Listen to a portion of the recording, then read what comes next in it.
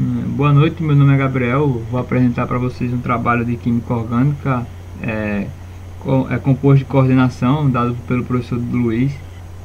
É. Bom, como nós sabemos, os compostos de coordenação são estruturas moleculares constituídas por um ou vários ácidos de íon ligados a uma ou várias bases de íon. Os ácidos de íons podem ser metais de transições, e nesse caso, os compostos de coordenação também são chamados de complexos metálicos.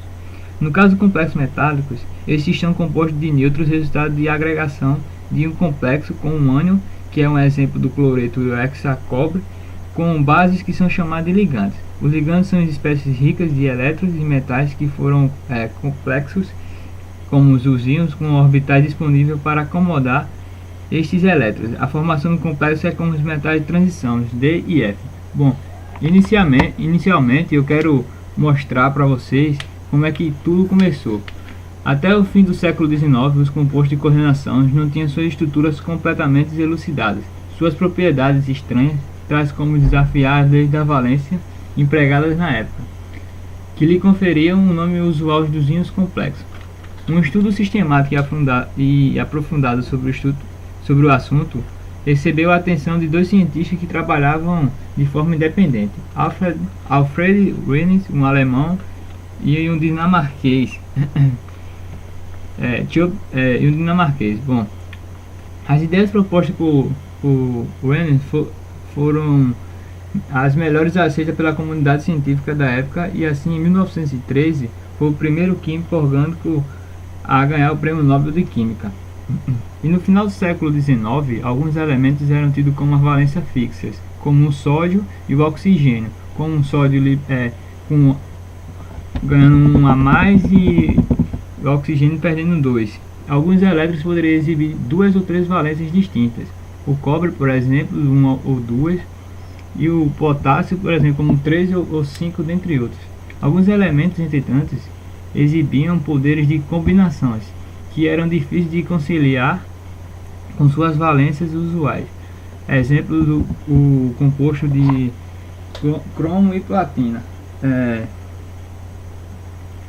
E também tem a teoria de Wonders, que as principais características das estruturas geométricas metálicas foram identificadas por ele, também conhecida como estereoquímica orgânica, que é a teoria de coordenação. Em 1903 foi a primeira tentativa de explicar a ligação existente entre os complexos de coordenação, e foi proposta antes da descoberta do elétron por J.J. Thomson em 1896. Diante da formulação da teoria eletrônica da valência, essa teoria teve 20 anos trabalhosos por pesquisadores associados a ele, que em 1913 ele ganhou o Nobel. Ele chegou a concluir que os complexos metais apresentavam três tipos de valência. A valência primária corresponderia ao número de carga do íon complexo, hoje chamado de estado de oxidação, e a valência secundária corresponderia ao número de ligantes coordenados a metais, hoje chamado de numeração de coordenação, que combinou a interpretação de isomerias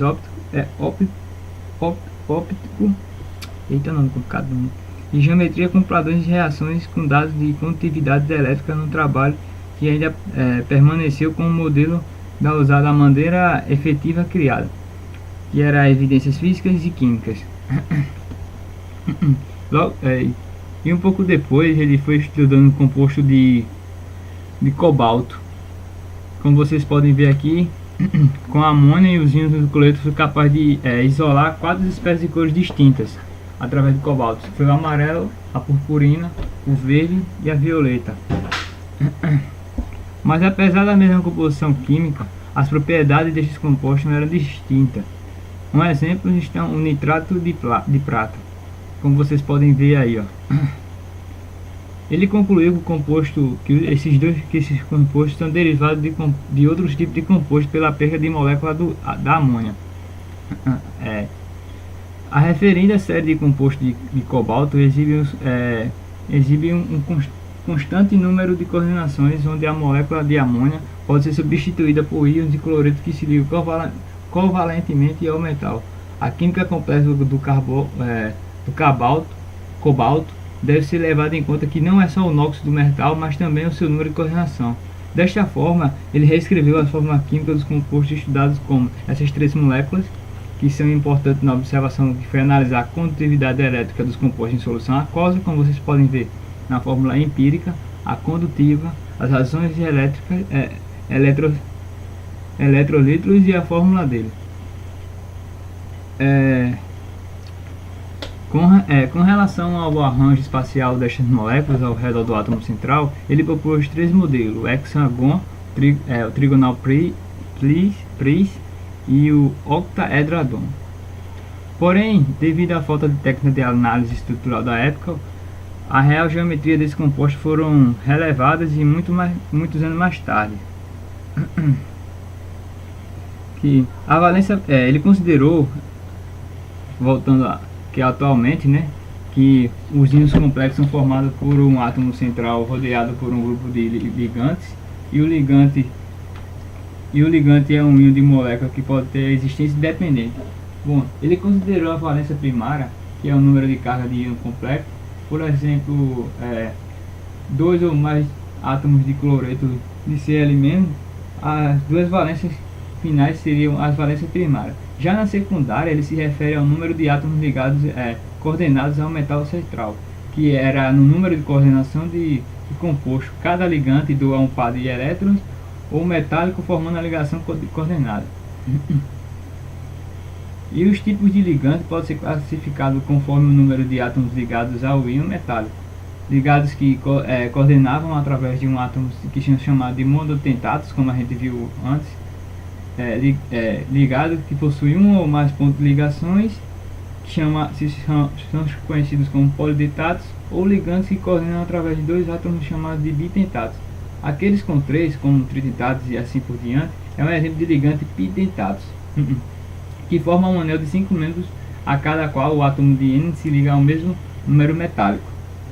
Os termos compostos de coordenação é considerado mais complexo e abrangente, uma vez que pode ser empregado para compostos que não são eletricamente carregados.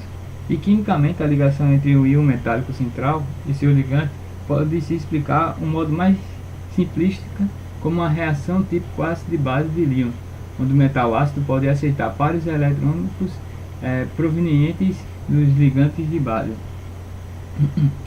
Os ligantes podem doar um ou mais pares eletrônicos ao centro metálico. Ligantes que doam mais de um par eletrônico são chamados de polidentatos, como eu tinha dito antes. Os ligantes são ditos ambidentatos quando possuem mais de um átomo doador em sua estrutura, podendo então coordenar diferentes maneiras aos centros metálicos.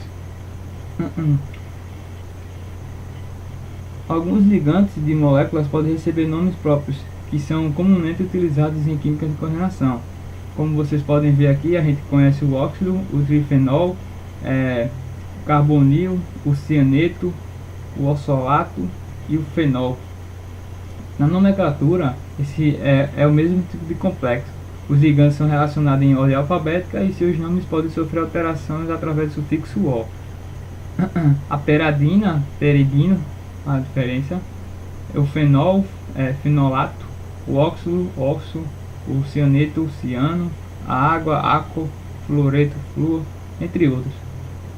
Para os compostos iônicos, os sais, usa-se o nome do ânion, seguindo o nome cátion, que para os compostos neutros escreve os nomes dos ligantes em ordem alfabética, seguido o nome do metal. Em ambos casos, o nome do metal é seguido pelo responsável NOx presente. O sufixo "ato" é adicionado no nome do metal quando o complexo for um ânion. E nesse caso, múltiplos ligantes de uma mesma espécie química são usados os seguintes sufixos: mono, di, bis, tri, tris, tetra, tetraquis, penta e hexa, entre outros. Os que fazem ponto com centros metálicos distintos são designados pela letra grega mi. O uso dos conchetes indica quais os ligantes estão covalentemente ligados aos centros metálicos e deve ser usados quando o composto de coordenação é carregado eletricamente. Usualmente, complexos neutros e oxianos são escritos sem o uso de colchetes. Não vou listar esse exercício. A geometria da coordenação complexa e indica quantos ligantes estão diretamente ligados aos centros metálicos em questão. Existem três fatores: o tamanho do átomo e o central, o raio atômico e o iônico. Independentemente, desculpa, minha voz está falando.